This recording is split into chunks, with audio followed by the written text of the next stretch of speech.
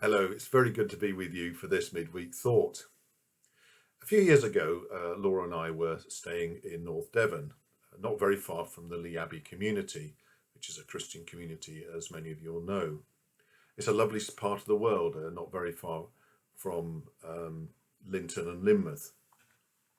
And we were in this bed and breakfast, and we were talking with the other guests, and one of them said, the other day we were walking past this place, some community or other, is it Lee Abbey or something? And he said, when you walk, he said, when I was walking down there, the people I bumped into from this community seemed to be unusually happy.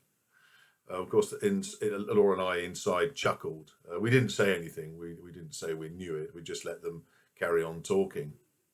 And I thought that was really interesting. That was the comment. I'm not sure if the person thought it was a good thing or not, but I certainly thought it was a good thing, that the fact that people seem to exude joy. And I think at the moment, life can be a little joyless, can't it? If you look at Galatians chapter 5:22, it says this is one of the fruits of the Spirit.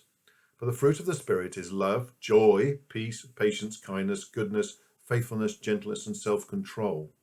It says, against those things there are no law. And I think that's really interesting, that joy is actually part of the gifts of the Spirit.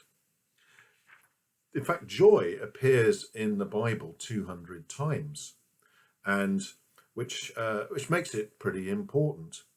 And I think people often confuse joy with happiness, but as someone on the internet said, this is not interchangeable. Joy is from within, regardless of what's going on around you. And they said, actually, happiness is a blurred emotion depending on a situation. And one of the things about joy is that thing about being grateful for what we have. Many years ago, as a Sunday school lad, we used to sing, count your blessings, count them one by one. But when you do count your blessings, you do get a sense of joy and well-being. In Greek, the word for joy is chara. This feeling, it describes a feeling of inner gladness, delight, or rejoicing. So a kind of cheerfulness.